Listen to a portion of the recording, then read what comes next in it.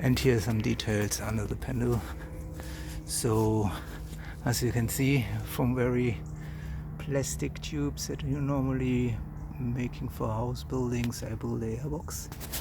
Here is air, the fuel pump, so the air gets filtered from the original intake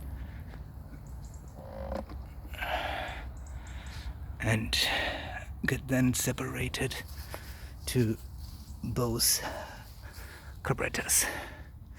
So also with this nice backflip sit, it gives a very nice looking. And you see I have no extension petrol, so I have more petrol.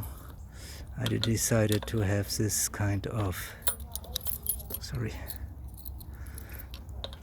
tool combination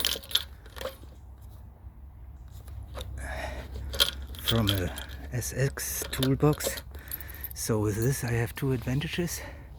I have more petrol, as well I have now more stability from the frame because the wheel is in between and has a nice look as well. Oh, please comment, subscribe, and let's see how it's running.